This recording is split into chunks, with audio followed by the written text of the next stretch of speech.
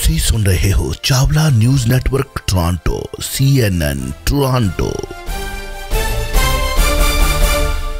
जॉल साहब very very good morning, सत श्री अकाल।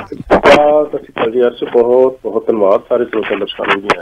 जॉल साहब दिन बाय दिन देखो दिन ते दिन लंघी जा रहे हैं जी। अज 166 डे है जी एंड 199 दिन रह गए जी नवे साल नू चढ़न लई। एंड ऑफिशियली कहा जाए कि जून 21 नू पहला समर दा सीजन शुरू होने जा रहा है तो सब तो लंबा दिन होवेगा उस दिन।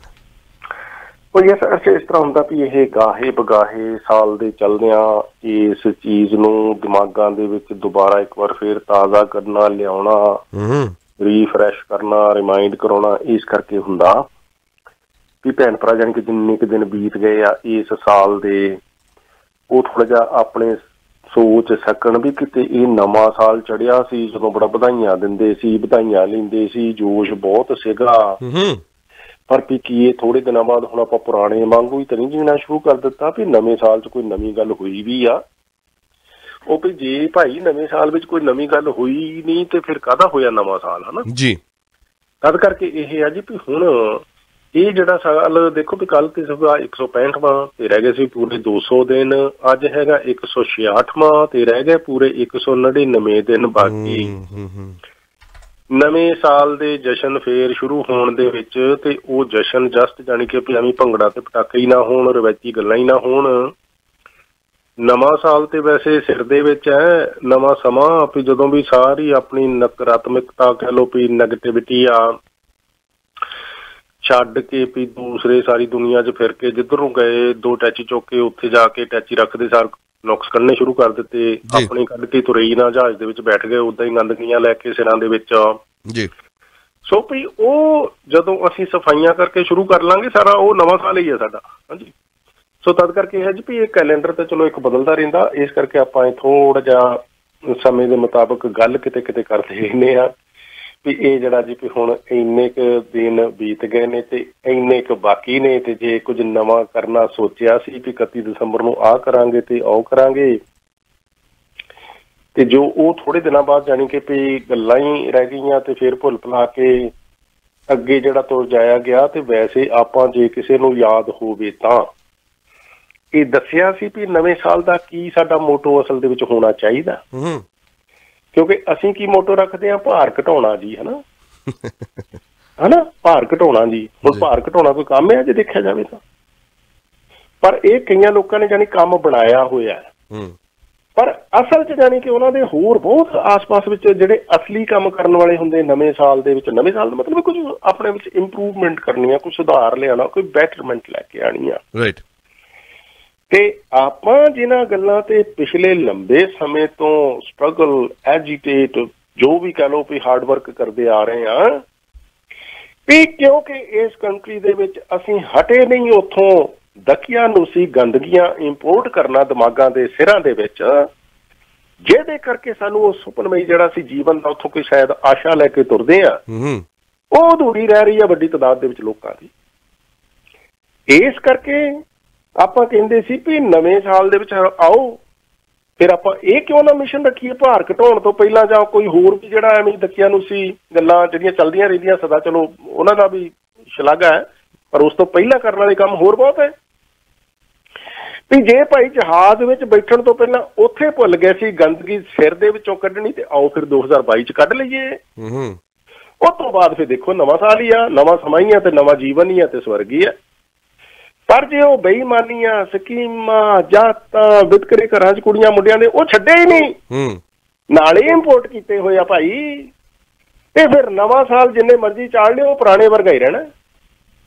इस करके भार घटा लीए जां वधा लीए जां बाकी जो होर आम जिहड़े आ चलंत चीज़ां ने वो करदे रहिए, पर इहदे नाल नाल भाई जे सिर दी सफाई आपां इन्हां चीज़ां चों करके अगे तुरांगे ते बड़ा वधिया हो जाएगा जीवन, ते ओही होएगा नवां समां ते नवां साल जी। इस करके जी भी 199 दिन होर बाकी ने ते जे वो मिशन भुल गया सी जिहड़ा 2022 दे बारे च आपां डिस्कस कीता सी शुरू दे विच नवें साल दे मौके ते प्रोग्राम दे विच, वो ये सीगा भी आपां इस 2022 साल के दौरान जे उथों जहाज च बैठण तो पहला सिर साफ करना भुल गए सी, ਸਰੀਰ ਤੇ ਨਵੇਂ ਕੱਪੜੇ ਪਾ ਲਏ ਸੀ, ਟੈਚੀ ਨਵੇਂ ਖਰੀਦ ਲਏ ਸੀ, ਬੈਗ ਨਵੇਂ ਖਰੀਦ ਲਏ ਸੀ, ਜੁੱਤੀਆਂ ਵੀ ਸਭ ਕੁਝ ਕਰ ਲਿਆ ਸੀ, ਪਰ ਕਰਨ ਵਾਲਾ ਕੰਮ ਅਸੀਂ ਭੁੱਲ ਗਏ ਸੀ। ਤੇ ਆਓ ਫਿਰ ਆਪਾਂ ਹੁਣ ਇਹ ਕਰ ਲਈਏ, ਕਿਉਂਕਿ ਉਹ ਕਹਿੰਦੇ ਨਾ ਵੀ ਸ਼ੁਭ ਕੰਮ ਕਰਨ ਦੇ ਲਈ ਤਾਂ ਹਰ ਸਮੇਂ ਢੁਕਮਾ ਹੈ ਨਾ ਜੀ। ਜਦੋਂ ਅਸੀਂ ਆਪਣੇ ਆਪ ਨੂੰ ਠੀਕ ਕਰਕੇ ਨਵਾਂ ਸ਼ੁਰੂ ਕਰ ਲਈਏ ਜੀਵਨ ਤੇ ਉਹੀ ਠੀਕ ਹੈ। ਉਹਦੇ ਵਾਸਤੇ ਕੋਈ ਸਾਨੂੰ ਖਾਸ ਤਰੀਕ ਜਾਂ ਕੋਈ ਹਫ਼ਤਾ ਜਾਂ ਕੋਈ ਦਿਨ ਉਡੀਕਣ ਦੀ ਲੋੜ ਥੋੜ੍ਹਾ ਆ, ਜਦੋਂ ਮਰਜ਼ੀ ਕਰ ਲਓ ਸ਼ੁਰੂ, ਸਾਰਾ ਸਮਾਂ ਇੱਕੋ ਜਿਹਾ ਹੀ ਆ ਗੁਰੂ ਮਹਾਰਾਜ ਜੀਆਂ ਨੇ ਬਣਾਇਆ। ਸੋ ਇਸ ਕਰਕੇ ਜੀ ਵੀ 199 ਹੋਰ ਦਿਨ ਬਾਕੀ ਨੇ। ਜਿਹੜੇ ਭੈਣ ਭਰਾਵਾਂ ਨੂੰ ਲੱਗਦਾ ਕਿ ਵਾਕਈ ਇਹ ਗੱਲ ਠੀਕ ਆ ਵੀ ਸਾਨੂੰ ਆ ਟੈਚੀ ਵੀ ਖਰੀਦੇ, ਬੈਗ ਵੀ ਖਰੀਦੇ, ਜੁੱਤੀਆਂ ਵੀ ਖਰੀਦੀਆਂ, ਸਰੀਰਾਂ ਤੇ ਵੀ ਨਵੇਂ ਕੱਪੜੇ ਨਹਾ ਕੇ ਪਾਏ, ਪਰ ਸਿਰ ਦੇ ਅੰਦਰ ਤੇ ਉਹੀ ਹਨੇਰਾ ਰਿਹਾ, ਉਹ ਹਨੇਰੇ ਦੇ ਵਿੱਚ ਆਓ ਫਿਰ ਆਪਾਂ ਚਾਨਣ ਪਾਈਏ ਤੇ ਉਹ ਦੂਰ ਕਰੀਏ ਚੀਜ਼ਾਂ ਜਿਨ੍ਹਾਂ ਦੇ ਕਰਕੇ ਆਪਾਂ ਉੱਥੇ ਫੇਲ ਹਾਂ ਤੇ ਅਸਫਲ ਹਾਂ, ਜਿਹਦੇ ਕਰਕੇ ਅਸੀਂ ਸਾਰੀ ਦੁਨੀਆ ਤੇ ਖਾਕ ਛਾਨਣ ਵਾਲੀ ਕੌਮ ਹੈ ਇਸ ਵੇਲੇ ਜੀ। ਉਹ ਕੰਮ ਸਾਡਾ ਮੁੱਕੇਗਾ ਖਾਕ ਛਾਨਣ ਵਾਲਾ ਉਸ ਦਿਨ ਜਿਸ ਦਿਨ ਅਸੀਂ ਖੁੱਲੇ ਮਨ ਨਾਲ ਮੰਨ ਲਵਾਂਗੇ ਵੀ ਕਿਤੇ ਨਾ ਕਿਤੇ ਕਮੀ ਸਾਡੇ ਵਿੱਚ ਹੈਗੀ ਆ ਜਿਹੜੀ ਦੂਰ ਕਰਨ ਦੀ ਲੋੜ ਆ।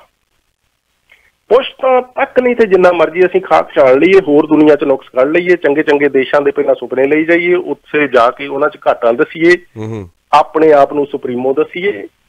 ਸੋ ਇਸ ਕਰਕੇ ਏਦਾਂ ਕੰਮ ਚੱਲਣਾ ਨਹੀਂ, ਜਿੰਨੀਆਂ ਪੁਸ਼ਤਾਂ ਮਰਜ਼ੀ ਅਸੀਂ ਹੋਰ ਏਦਾਂ ਕਰ ਲਈਏ। ਆਓ ਫਿਰ 2022 ਦੇ ਜਿੰਨੇ ਦਿਨ ਬਾਕੀ ਨੇ ਜੀ, ਬਣਾਉਣ ਦੀ ਬਜਾਏ ਸੁਧਾਰਾਂ ਦੇ ਬਾਰੇ 'ਚ ਆਪਣੇ ਸਿਰ ਦੇ ਅੰਦਰਲੇ ਸੁਧਾਰ ਕਰਨ ਤੇ ਜ਼ੋਰ ਦੇ ਦਈਏ ਤੇ ਲੱਗਦਾ ਹੈ ਤੁਰੰਤ ਬਹੁਤ ਸਾਰਾ ਫਰਕ ਪੈਂਦਾ ਨਜ਼ਰ ਆਏਗਾ।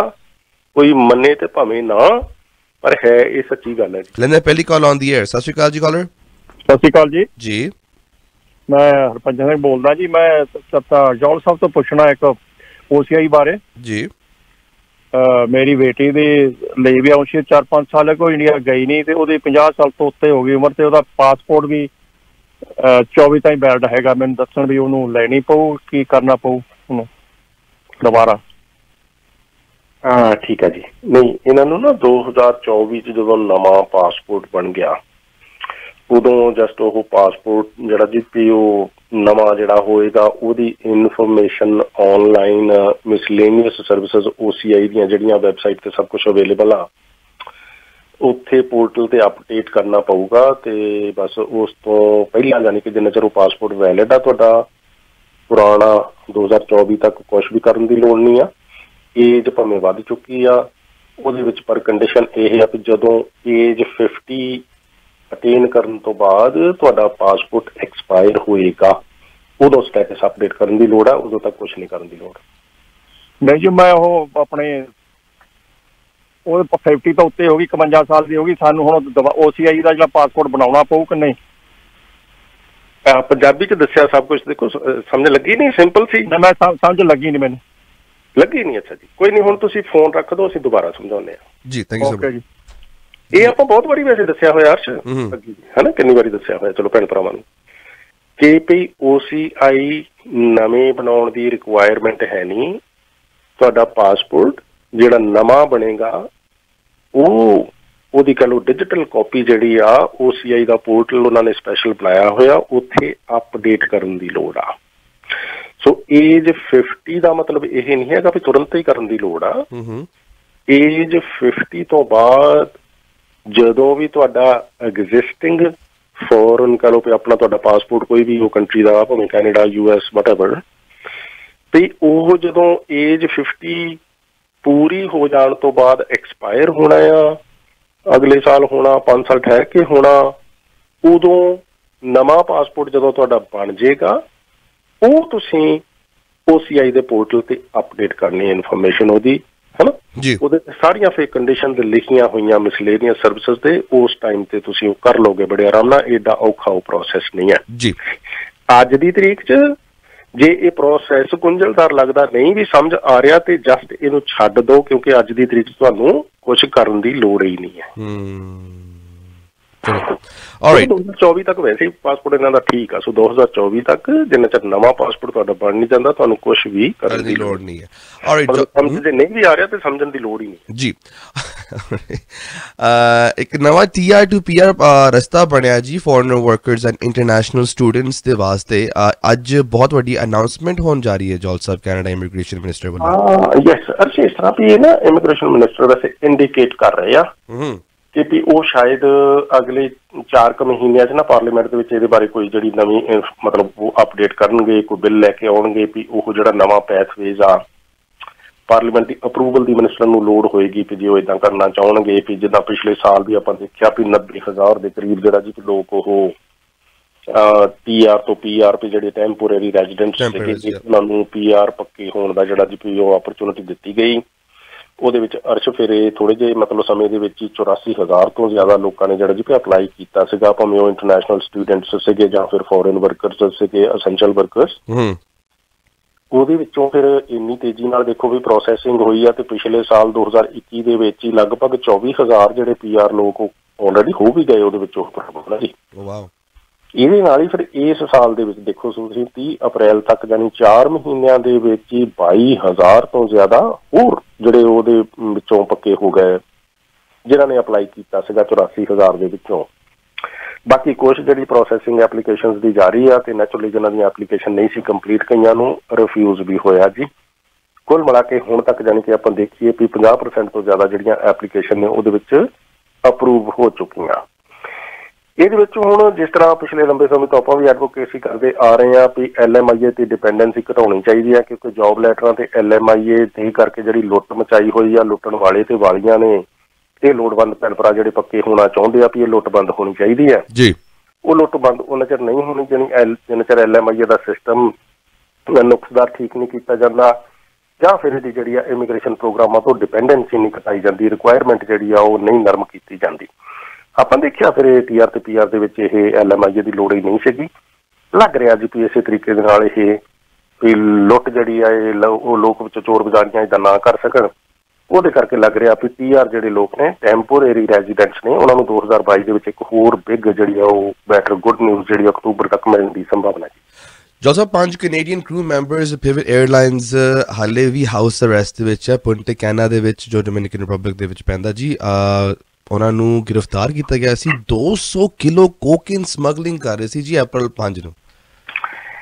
ਅਰਸ਼ ਉਹ ਕਰ ਰਹੇ ਸੀ ਕਿ ਨਹੀਂ ਕਰ ਰਹੇ ਸੀ ਉਹ ਤਾਂ ਕਹਿੰਦੇ ਅਸੀਂ ਨਹੀਂ ਸੀ ਕਰ ਰਹੇ ਤੇ ਪਰ ਹੁਣ ਪੁਲਿਸ ਨੂੰ ਵੀ ਹਜੇ ਇੰਨਾ ਨਹੀਂ ਪਤਾ ਕਿਉਂਕਿ ਚਾਰਜ ਹਜੇ ਤੱਕ ਨਹੀਂ ਲਾਏ। ਆਪਾਂ ਇਹ April 5 ਨੂੰ ਵੀ ਖਬਰ ਸਾਂਝੀ ਕੀਤੀ ਸੀ।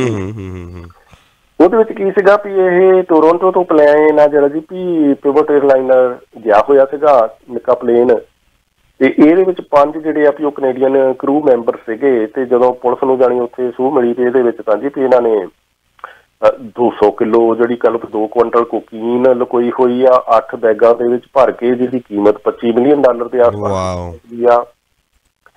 ਹੁਣ ਇਹ ਖਬਰ ਅੱਜ ਸਾਂਝੀ ਕਰਨ ਦਾ ਅਰਸ਼ ਮਕਸਦ ਇਹ ਵੀ ਆ ਵੀ ਕੁਛ ਅਸੀਂ ਸੁਣੀਆਂ ਸੁਣਾਈਆਂ ਕੱਚ ਘਰੜ ਗੱਲਾਂ ਦੇ ਆਧਾਰ ਤੇ ਆਪਣੇ ਮਨਾਂ 'ਚ ਗੰਢਾਂ ਬੰਨ ਲੈਂਦੇ ਆ ਵੀ ਜੇ ਅਸੀਂ ਕੈਨੇਡੀਅਨ ਸਿਟੀਜ਼ਨ ਹੋ ਗਏ ਤੇ ਭਾਵੇਂ ਅਸੀਂ 7ਵੇਂ ਅਸਮਾਨ ਤੋਂ ਉਤਰਿਆ ਨਾ ਤੇ ਫਿਰ ਅਸੀਂ ਦੁਨੀਆ 'ਚ ਜੋ ਮਰਜ਼ੀ ਚੰਦ ਚਾੜੀ ਜਾਈਏ ਤੇ ਫਿਰ ਸਾਨੂੰ ਕੁਛ ਹੋ ਨਹੀਂ ਸਕਦਾ ਵੀ ਸਰਕਾਰ ਸਾਨੂੰ ਲੈ ਆਊਗੀ ਵੀ ਲਿਆ ਸਕਦੀ ਆ ਕਿ ਨਹੀਂ। ਇਹ ਖਬਰ ਤੁਹਾਡੇ ਸਾਹਮਣੇ ਉਦਾਹਰਨ ਹੈ। ਅੱਗੇ ਅਸੀਂ ਬਹੁਤ ਵਾਰੀ ਦੱਸਿਆ ਕਿ ਜੇ ਕਿਸੇ ਦੇਸ਼ ਦੇ ਵਿੱਚ ਜਾ ਕੇ ਉੱਥੋਂ ਦੇ ਕਾਨੂੰਨ ਦੀ ਅਵਗਿਆ ਕਰੋਗੇ ਭਾਰਤ ਸਮੇਤ ਜੀ ਤੇ ਕੈਨੇਡੀਅਨ ਗਵਰਨਮੈਂਟ ਭਾਵੇਂ US ਜੋ ਵੀ ਤੁਸੀਂ ਮਰਜ਼ੀ ਹੋਵੋ ਉਹਨਾਂ ਦੇ ਕੋਲ ਕੋਈ ਸ਼ਕਤੀ ਨਹੀਂ ਕਿ ਤੁਹਾਨੂੰ ਸਪੈਸ਼ਲ ਜਹਾਜ਼ ਭੇਜ ਕੇ ਉੱਥੋਂ ਜੇਲ੍ਹ 'ਚ ਚੁੱਕ ਕੇ ਲੈਣ। ਬੜੇ ਲੋਕ ਆ ਉੱਥੇ ਚੰਡੀਗੜ੍ਹ ਆ ਜਾਂ ਬੜੈਲ ਜੇਲ੍ਹ 'ਚ ਬੈਠੇ ਆ ਕੈਨੇਡੀਅਨ ਸਿਟੀਜ਼ਨ ਆ ਤੇ ਹਾਰਡ ਜੇਲ੍ਹ 'ਚ ਹੈਗੇ ਆ ਜਿਨ੍ਹਾਂ ਨੇ ਡਰੱਗਾਂ ਤੇ ਹੋਰ ਕਈ ਤਰ੍ਹਾਂ ਦੇ ਚੰਦ ਚਾੜੇ ਹੋਏ ਆ।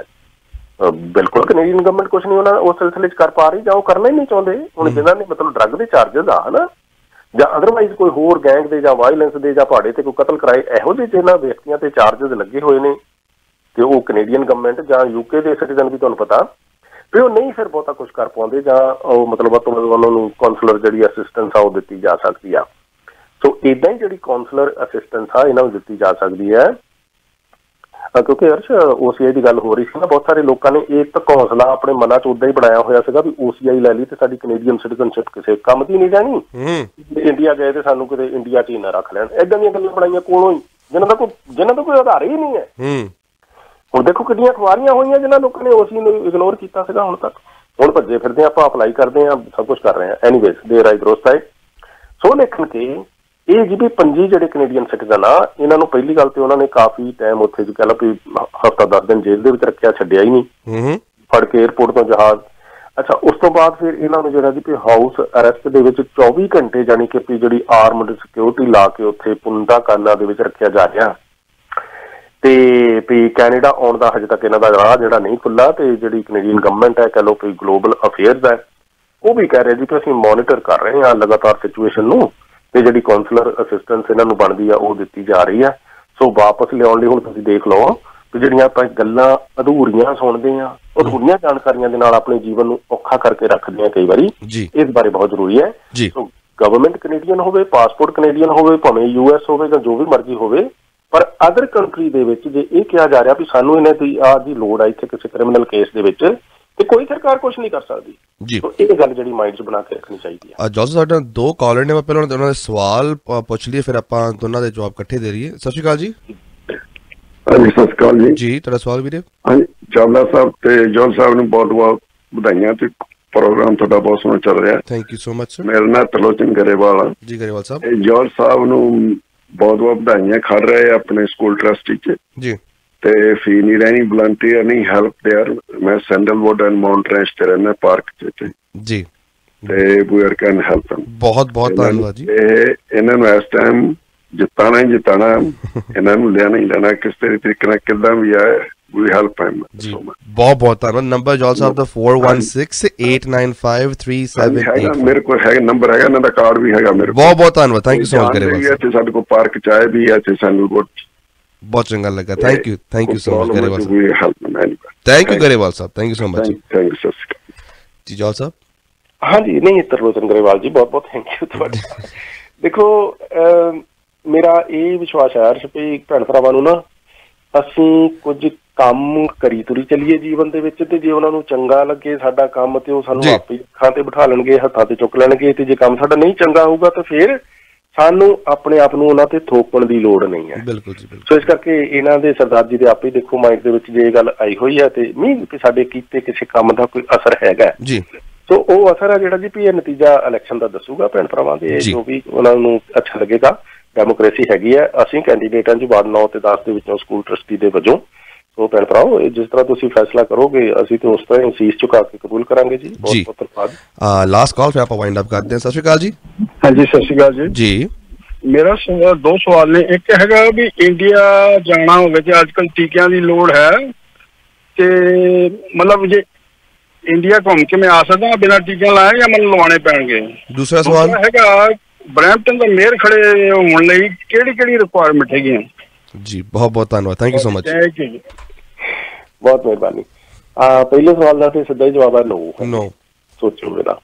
ਅੱਛਾ, ਤੇ ਦੂਸਰਾ ਸਵਾਲ ਤੁਸੀਂ ਕਹਿ ਰਹੇ ਹੋ ਕਿ ਮੇਅਰ ਕਰਨਾ, ਜੇ ਕੋਈ ਗੱਲ ਨਹੀਂ, ਤੁਸੀਂ 18 ਸਾਲ ਦੀ ਏਜ ਪੂਰੀ ਕਰ ਲਈ, ਬਰੈਂਪਟਨ ਦੇ ਰੈਜ਼ੀਡੈਂਟ ਹੋ, ਤੇ ਲਾ ਦੇ ਵਿੱਚ ਕੋਈ ਨਾ ਇਹੋ ਜਿਹੀ ਸਿਚੁਏਸ਼ਨ ਨਹੀਂ ਹੈ ਵੀ ਤੁਸੀਂ ਕੈਂਡੀਡੇਟ ਨਹੀਂ ਬਣ ਸਕਦੇ। ਉਹ ਪ੍ਰਸਥਿਤੀਆਂ ਜਿਹੜੀਆਂ ਕਈ ਵਾਰੀ ਕ੍ਰਿਮੀਨੈਲਿਟੀ ਦੇ ਨਾਲ ਅਟੈਚਡ ਹੁੰਦੀਆਂ, ਤੇ ਇਹਦੇ ਨਾਲ ਵੀ ਜੇ ਕੋਈ ਦਿਨ ਜੇਲ੍ਹ 'ਚ ਬੈਠਾ, ਉਸੇ ਪੰਜਾਬ 'ਚ ਤੇ ਭਾਰਤ 'ਚ ਹੋ ਜਾਂਦਾ ਵੀ ਜੇਲ੍ਹ 'ਚ ਬੈਠੇ ਵੀ ਕਈ ਵਾਰੀ ਕੈਂਡੀਡੇਟ ਆ ਜੀ।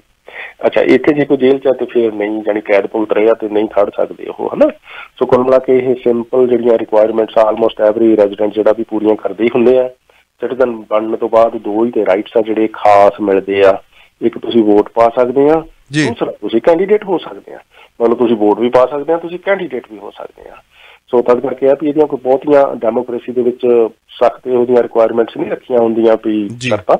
ਇਹ ਨਹੀਂ ਆ ਵੀ ਤੁਸੀਂ ਦੇਖੋ ਮਿਊਨਿਸਪਲ ਇਲੈਕਸ਼ਨ ਲੜਨੀ ਆ, ਉਸ ਮਿਊਨਿਸਪੈਲਿਟੀ 'ਚ ਰਹਿੰਦੇ ਹੋਣਾ ਚਾਹੀਦਾ ਜਿੱਥੇ ਤੁਸੀਂ ਇਲੈਕਸ਼ਨ ਲੜ ਰਹੇ ਹੋ।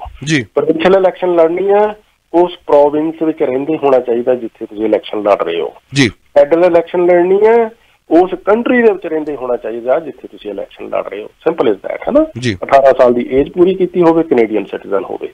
ਸੋ ਇਹ ਜੇ ਚੀਜ਼ਾਂ ਹੈਗੀਆਂ ਨੇ ਤੇ ਤੁਸੀਂ ਮਤਲਬ ਆਪਣਾ ਕਰ ਸਕਦੇ ਹੋ ਡਿਸਾਈਡ, ਜਿਹੜੇ ਮਰਜ਼ੀ ਭੈਣ ਭਰਾ। 19 ਅਗਸਤ ਤੱਕ ਨੋਮੀਨੇਸ਼ਨ ਜਿਹੜੀਆਂ ਜੀ ਖੁੱਲੀਆਂ ਨੇ ਜੀ। ਆਲਰਾਈਟ ਜੋਲ ਸਾਹਿਬ, ਟਾਈਮ ਦੇਣ ਵਾਸਤੇ ਬਹੁਤ ਬਹੁਤ ਧੰਨਵਾਦ। ਤੁਸੀਂ ਵੀ ਜੋਲ ਸਾਹਿਬ ਦੀ ਸਪੋਰਟ ਕਰਨਾ ਚਾਹੁੰਦੇ ਹੋ, ਵਾਰਡ 9 ਅਤੇ 10 ਸਕੂਲ ਟਰਸਟੀ ਦੇ ਕੈਂਡੀਡੇਟ, ਅਤੇ ਨਾਲ ਦੀ ਨਾਲ ਤੁਸੀਂ ਇਹਨਾਂ ਨੂੰ WhatsApp ਗਰੁੱਪ ਦੇ ਵਿੱਚ ਕੋਈ ਵੀ ਸਵਾਲ ਜਵਾਬ ਕਰਨਾ ਚਾਹੁੰਦੇ ਹੋ, ਤੁਹਾਡੇ ਕੋਈ ਵੀ ਕਮਿਊਨਿਟੀ ਇਨਫੋਰਮੇਸ਼ਨ ਤੁਸੀਂ ਸਾਂਝੀ ਕਰਨਾ ਚਾਹੁੰਦੇ ਹੋ, ਤਾਂ 4168953784 4168953784 ਤੇ ਜੋਲ ਸਾਹਿਬ ਦੇ ਨਾਲ ਗੱਲਬਾਤ ਕੀਤੀ ਜਾ ਸਕਦੀ ਹੈ। ਜੋਲ ਸਾਹਿਬ ਬਹੁਤ ਬਹੁਤ ਧੰਨਵਾਦ। Thank you so much.